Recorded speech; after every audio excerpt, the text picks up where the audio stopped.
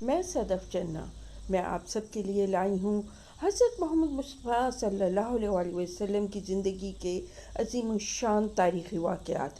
اگر میری اس کاوش سے آپ کو تھوڑا بھی فائدہ میسر آیا ہے تو پلیز میرے چینل کو سبسکرائب کر دیں اور ساتھ میں لگے بیل آئیکن کو دبا دیں۔ جزاک اللہ خیر۔ بسم اللہ الرحمن الرحیم۔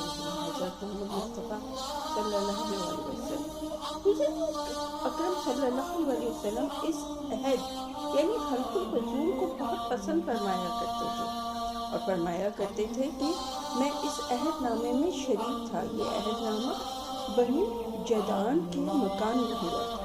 اگر کوئی مجھ سے کہے کہ اس عہد نامے سے دستبردار ہو جائے اور اس کے بدلے میں 100 اونٹ لے لیں تو میں نہیں لوں گا۔ اس عہد نامے کے نام پر اگر کوئی آج بھی مجھے آواز دے تو میں کہوں گا میں حاضر ہوں۔ آپ کے اس ارشاد کا مطلب یہ تھا کہ اگر کوئی مظلوم یہ کہہ کر آواز دے اے حلق الفضول والو تو میں اس کی فریاد کو ضرور پہنچوں گا۔ کیوں کہ اسلام تو آیا ہی اس لیے ہے کہ سچائی کا نام بلند کرے اور مظلوموں کی مدد کرے اور حمایت کرے۔ یہ حلق الفضول بعد میں بھی جاری ہے۔ مکہ میں آپ کی امانت داری اور دیانت داری کی وجہ سے آپ کو امین کہہ کر پکارا جانے لگا۔ آپ کا یہ لقب بہت مشہور ہو گیا۔ لوگ آپ کو امین کے علاوہ کسی نام سے نہیں پکارتے تھے۔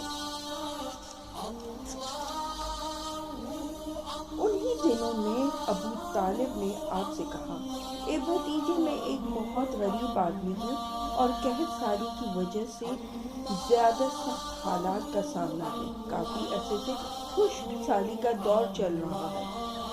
کوئی ایسا ذریعہ نہیں کہ اپنا کام چلا سکے اور نہ ہماری کوئی تجارت ہے۔ ایک تجارتی قافلہ شام جانے والا ہے، اس میں قریش کے لوگ شامل ہیں۔ قریش کی یہ خاتون خدیجہ بنت خویلد شام کی طرف اپنا تجارتی سامان بھیجا کرتی ہے۔ جو شخص ان کا مال لے جاتا ہے وہ اپنی اجرت ان سے طے کر لیتا ہے۔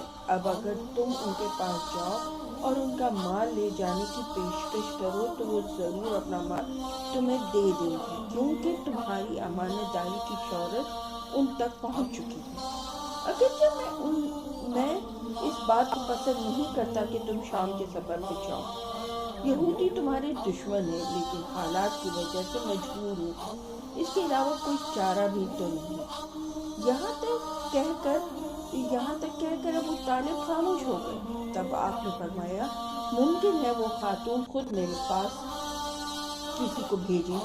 یہ بات آپ نے اس لیے کہی کہ سیدہ خدیجہ رضی اللہ تعالیٰ عنہ کو ایک بااعتماد آدمی کی ضرورت تھی اور اس وقت مکہ میں آپ سے زیادہ شریف، پاک باز، امانت دار، سمجھدار اور قابل اعتماد آدمی کوئی نہیں تھا۔ ابو طالب اس وقت بہت پریشان تھے۔ آپ کی یہ بات سن کر انہوں نے کہا، اگر تم نہ گئے تو مجھے ڈر ہے وہ کسی اور سے معاملہ طے نہ کرے۔ یہ کہہ کر ابو طالب اٹھ گئے۔ ادھر آپ کو یقین سا تھا کہ سیدہ خدیجہ رضی اللہ تعالیٰ عنہ خود ان کی طرف کسی کو بھیجیں گی اور ہوا بھی یہی۔ سیدہ خدیجہ رضی اللہ تعالیٰ عنہ نے اللہ کے رسول صلی اللہ علیہ وسلم کو بلا بھیجا۔ پھر آپ سے کہا، میں نے آپ کی سچائی، ایمانداری اور نیکی اخلاق کے بارے میں سنا ہے اور اسی وجہ سے میں نے آپ کو بلوایا ہے۔ جو معاوضہ آپ کی قوم کے دوسرے آدمیوں کو دیتی ہوں آپ کو ان سے 2 گنا دوں گی۔ آپ نے ان کی بات منظور فرما لی۔ پھر آپ اپنے چچا ابو طالب سے ملے، انہیں یہ بات بتائی۔ ابو طالب سن کر بولے، یہ روزی اللہ تعالیٰ نے تمہارے لیے پیدا فرمائی ہے۔ اس کے بعد آپ سیدہ خدیجہ رضی اللہ تعالیٰ عنہ کے سامان تجارت لے کر شام کی طرف روانہ ہوئے۔ سیدہ خدیجہ رضی اللہ تعالیٰ عنہ کے غلام میسرہ آپ کے ساتھ تھے۔ روانگی کے وقت حضرت خدیجہ رضی اللہ تعالیٰ عنہ نے میسرہ سے کہا، کسی معاملے میں ان کی نافرمانی نہ کرنا، جو یہ کہیں وہی کرنا، ان کی رائے سے اختلاف نہ کرنا۔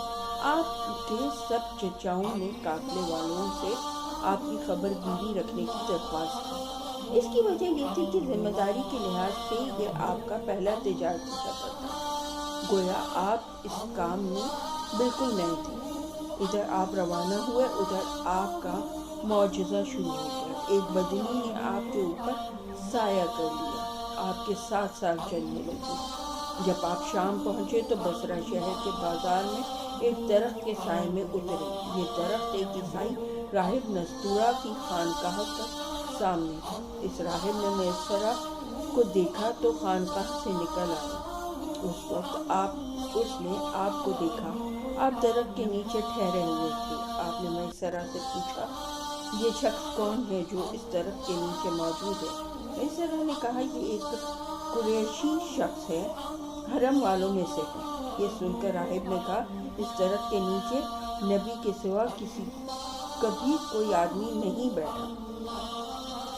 مطلب یہ تھا کہ اس درخت کے نیچے آج تک کوئی شخص نہیں بیٹھا۔ اللہ تعالیٰ نے اس درخت کو ہمیشہ سے بچایا ہے کہ اس کے نیچے نبی کے سوا کوئی دوسرا شخص نہ بیٹھا۔